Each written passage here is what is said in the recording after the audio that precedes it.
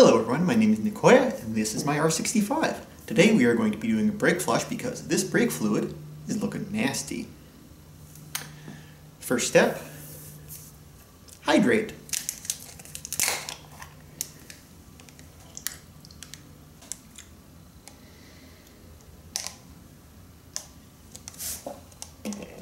Alright, we now have a container to dispose of our used brake fluid in. So along with that container, we're going to need a few other supplies. Obviously brake fluid. I think most motorcycles use .4. I don't know why they don't use 5.1 or 3, but they're all pretty much the same. You can mix them, not .5 though, that's completely different. So got .4, it says .4 on the thing. Usually on the top of your reservoir it'll tell you what you need. We have our bleeding bottle, which you can fashion yourself or buy one which has a magnet and a little hanging loop and stuff like that. These are cheap enough, you might as well just buy it. Isopropyl alcohol for cleaning up brake fluid because you don't want to let that stuff sit on any paint or anything like the brake disc or your hands or anything. Speaking of your hands, some nitrile gloves, you want to put those on. And of course, some rags. So, let's zoom in on the reservoir and take a look at what we're dealing with.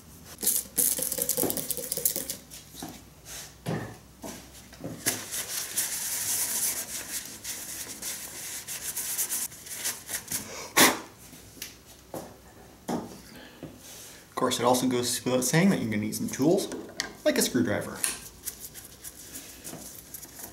We're also going to need some wrenches later for dealing with the bleed plug at the bottom on the caliper. All the way out. Yes, it is. Oh my god, that looks disgusting. Woo-wee. So as you can see on the bottom side here, we have a diaphragm. That's what allows this to expand and contract, so that's actually open to the air on the other side, but it keeps the water out, which is nice, because we don't want water in this system. So, our first step is going to be to get this gross, kind of orange looking fluid out of here, so they can replace it with fresh stuff, without having to push this all the way through the system. So, let's do that. Now for this part, you just want to use whatever tool works. I have this syringe kit I use for bleeding the brakes on my bicycles, and it is used for DOT fluid, so this is going to be compatible. And you just want to slurp all that out of there. Ugh, you can see how disgusting that looks.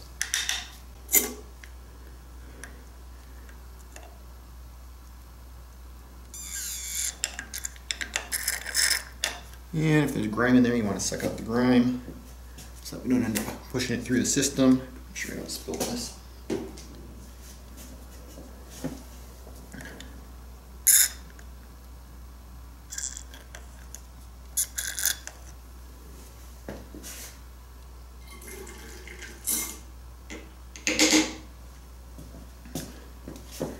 And we're looking about good. Now, before we get air down in those lines, we want to open up the fresh bottle of brake fluid and pour some in here.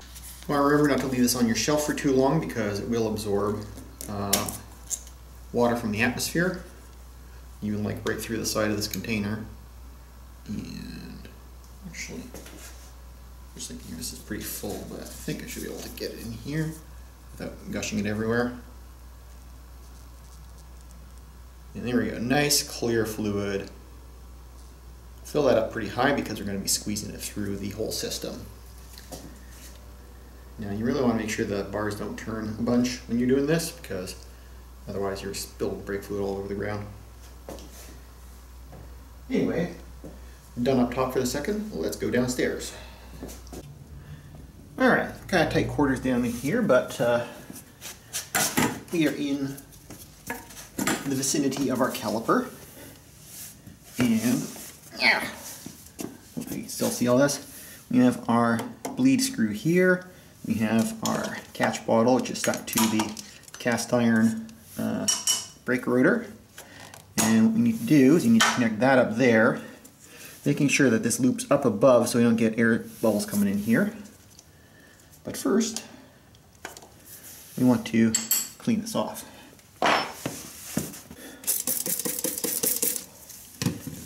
So, a little rubbing alcohol.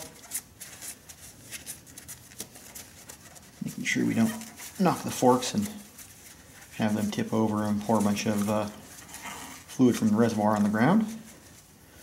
Now, this little rubber bit should just pop off. Hopefully it hasn't dried to a crunchy crisp. There we go. So, don't lose that, obviously. Set it aside carefully. Clean off the lid port. Now what I'm going to do, I'm going to put my 11mm wrench over there, and then feed our tube on for our bleed bucket. And now,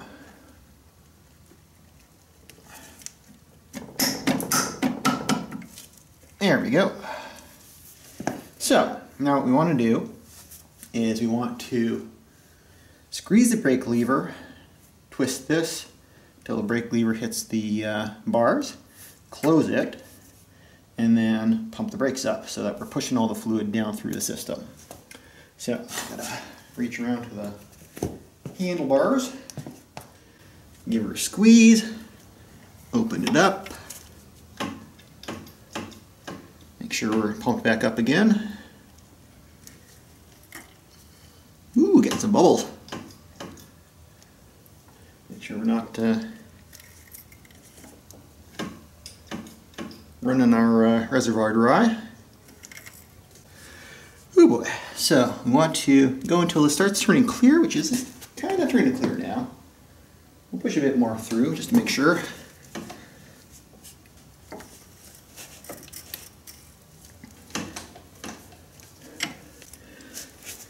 So we're looking pretty good.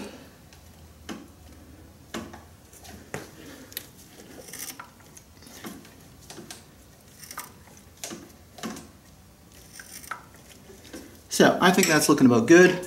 We're pretty clear here. Just give that a firm snug, not too much obviously. This is an aluminum caliper after all. Then we pull the hose off and go to the other side, do the same thing. And I think you can imagine what the other side looks like. I don't need to repeat it, but pretty much the same thing in mirror image. You do want to make sure, I mean in this case, we have the brakes are actually brake lines are actually distributed from a divider up top here, a little manifold. So it's not like on a lot of bikes these days where it goes down to the right side caliper and loops over to the left side caliper where they're both in line. In that kind of case, you want to do the left side first because that's the furthest away. You're going to pushing all of that fluid out and not like cross-contaminating it too much. But with this one, doesn't really matter, but still, you want to get in the habit of doing the hypothetically furthest one first so that you bleed with the most efficiency. So like I said, I'm going to do the other side, and then we're going to clean up, top up the reservoir, and we'll be done our brake bleed. Alright, I want to get the master cylinder so that we're not dripping fluid out of it when we're tilted all the way over. So about halfway up to between min and max is about good for this one, I think. Let's see. You can still do more on that. You don't want it all the way up to max, especially if you had some wear on your brake pads, because that way when you put the new pads in, you push back the calipers, you don't end up with a fountain of brake fluid coming out here. But this should be about good. We're not dripping when we go all the way over to the side, in either direction, and we're well above the minimum marking, and the max is up there. So we just need to put the lid back on here, and we will be absolutely and perfectly done. If we can get this in without making a mess of everything.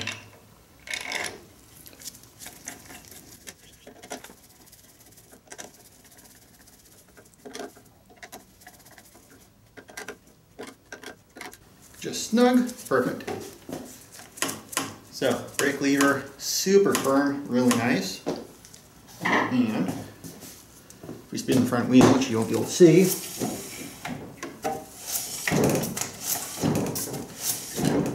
we we see that the brakes still work, which is important. Don't go riding the bike for a test ride until you make sure that you pumped up the lever and the brakes work. Now, I'm going to be bleeding the brakes on my Honda, and I'm going to be installing speed bleeders on those, so whenever those come in, I'll finish the second half of this video and you can watch that. So I'm going to fast forward by like, I don't know, 2 weeks maybe, and you'll see that in a second. I'll go sit on the couch for 2 weeks. So, guess what came in the mail? My speed bleeders. And it is not 2 weeks later because I'm wearing the same shirt. It's actually 2 days later because they shipped quicker than I thought they would. So, we're going to install these on my Honda. So, before I just dive in here, I want to kind of explain something because I'm going to try a technique that I actually haven't seen used. I have no idea if it's going to work, but you know, that's why we try things. And I want to explain my thinking behind it. So, I have a little diagram here of our braking system. We have the master cylinder up here, the piston, the brake lever, you know, corresponds to this stuff. We have our little expansion bellows up here that is under the cap. Then we have our brake hose that leads down to our caliper. We have the caliper piston, our bleed port, and this space in here is all filled with brake fluid. Now, as it sits right now with the lever uncompressed, the master cylinder piston is behind what's known as the timing port. So that means that this volume up here is open to the cylinder, is open to the brake line, and is open to the caliper. And so that means if we take out this bleed screw, all of this column of fluid here, this column of brake fluid, is going to push down and it's going to gush out that hole that we just opened. And so my hope is that if I hold the brake lever closed and obviously bleed off the pressure that this is causing, then what that'll mean is that this master cylinder piston will come in front of the timing port and it'll be effectively like sticking your thumb on top of a straw. All of the fluid that's in the lines here and in the caliper won't come gushing out as soon as I open up the bleed screw. So that's what I'm going to try. We're going to see if it works. And you know, maybe it's a good technique, maybe it isn't. We're about to find out. Alright, I think you can see everything there still. So, I have a box end wrench on the bleeder. I have a strap that I'm going to be wrapping around our brake lever. Got our bleed bottle set up. So, I'm going to start as if I am bleeding the brakes. I'm cracking open that, and I'm going to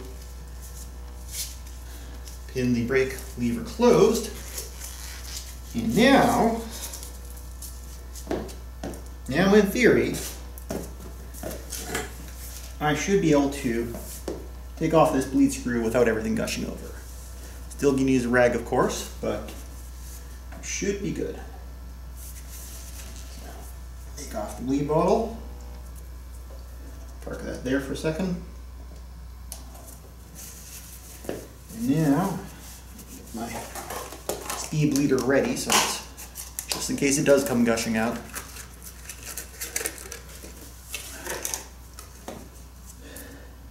Yep, it's the same.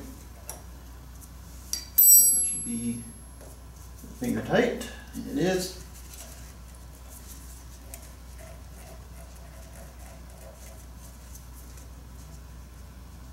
It's probably going to be a little coming out of here, I don't know.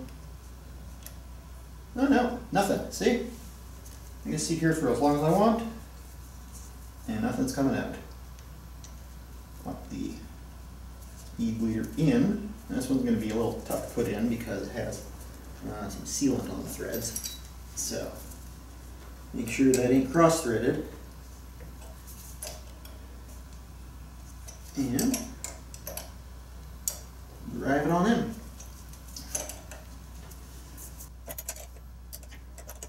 Very good.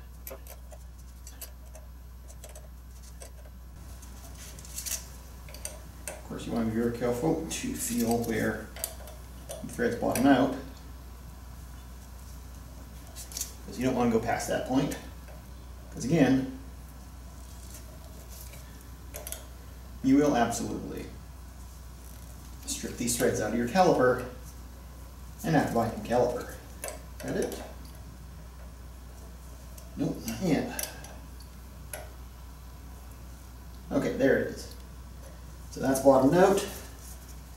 And before I release the brake lever, I'm going to do the exact same thing on the other side. That way I don't have to squeeze it again. So you need to see that. Looks exactly the same, it's just over there. Alright, both sides are in. Got to strap off the brake lever. As you can see, brake lever still works. It is kind of spongy because now there's air in here. So our next process is going to be to actually use the speed bleeders. So, again, cleanliness is next to not dying this in case it breaks. So I make sure everything stays nice and clean. And then, I'm going to get the wrench on here first. Doesn't need to be a box end on this one because we're only undoing it, only loosening and tightening it once basically. So, get the hose on there, back it off, and now squeeze, squeeze, squeeze until it comes out clear. That brake fluid's actually looking pretty good. You're getting a few bubbles.